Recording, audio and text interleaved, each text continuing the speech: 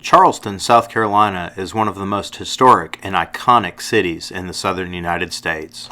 The charm of the past lives side by side with the convenience of the modern age in a harmony that is rarely achieved so flawlessly elsewhere. However, most visitors to Charleston are probably not aware that as old as they are, the streets paved with 18th century ships' ballast stones and historic houses and public buildings are not situated on the original site for the city. In 1663, King Charles II of England granted a charter establishing the colony of Carolina in the New World. The king selected 8 loyal gentlemen who were given the collective title Lords Proprietors and were tasked with establishing and managing the colony. In Bermuda and Barbados in 1669, colonists were recruited and supplies, including African and Caribbean slaves, were purchased for the settlement of the colony. Several ships were chartered to transport the colonists and supplies to Carolina. The colonists landed at a site on the west bank of the Ashley River on 6 April 1670, and there established what they called Charlestown in honor of the king. Houses and fortifications were built at the site, and the area thrived. New settlers from Barbados and Virginia Colony and from England moved to the area. Soon the Earl of Shaftesbury, Anthony Ashley Cooper, one of the Lords Proprietors and the person for whom both the rivers that flank the present city of Charleston are named, decided that Charlestown had the potential to become an important port town, but that its location was not well suited to that goal. For this reason, it was decided in 1680 to relocate the settlement to the peninsula, where it has resided ever since.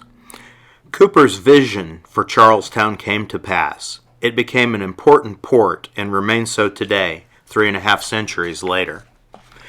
In 1967, archaeologists began excavating the original site of Charlestown in a field overlooking the Ashley River that must be one of the most serene and peaceful sites in the area. Carefully placed artifacts such as bottles, figurines, and pottery were found. Only later was it realized that this field was an African cemetery, and sadly, much of the context was lost, along with the stories these artifacts might have told us about those buried here. Near the African cemetery, the remains of a Native American village were found. Archaeologists at the site have discovered that the village was abandoned long before English settlers arrived in 1670, making this one of the rare cases where new settlers did not supplant the existing residents.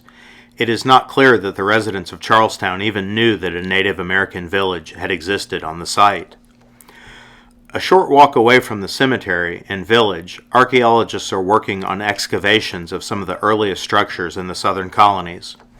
While visiting the site, I had the opportunity to meet and speak with lead archaeologist Nicole Eisenbarger, who was kind enough to allow me into the temporary building that protects her excavations and to display some of the artifacts that she and her small team have discovered.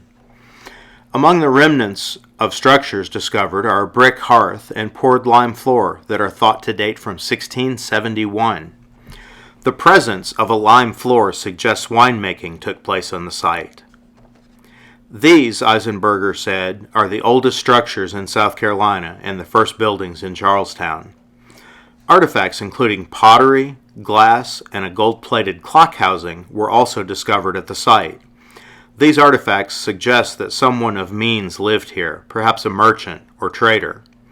Pottery of African origin has also been found here. The implication is that the settlers arrived with slaves rather than acquiring them after the site was settled. Eisenbarger stated that some of the discoveries have the potential to change what we think we know about the history of early Charlestown, but she would not elaborate. She said they want to be very careful and sure of their findings before they release information that could rewrite history. As a numismatist, I was especially interested in any coinage that might have been found at the site. I asked Eisenbarger if any coinage had been found, and she stated that thus far 3 coins and 3 tokens had been located. 2 of the tokens show a portrait of Charles II, and interestingly, neither token shows signs of wear. Both of these tokens were found in the corner of structures, and are believed to have been placed there by the builders for good luck, a practice that dates back to at least the early Middle Ages and is still common today. More surprising is the third token that was found, in that it isn't English at all, and wasn't made in the same century as the founding of Charlestown. It is a brass jeton used for counting or gaming. It was made in Nuremberg, Germany, in about the 1550s, more than 100 years before the settlers arrived in South Carolina.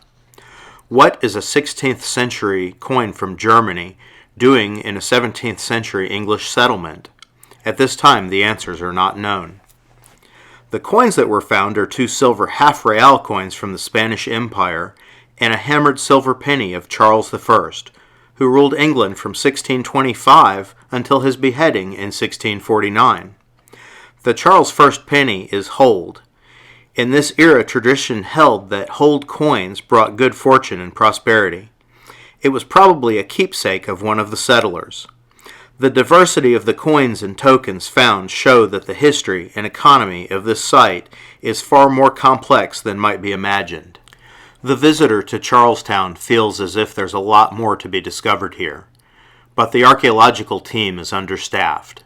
In fact, Nicole Eisenberger is often the only person working here, and in spite of her dedication and zeal for this site, the progress is slow. If you enjoyed this video, please subscribe and hit the like button. That way you will be notified when more videos are released. Thank you for watching.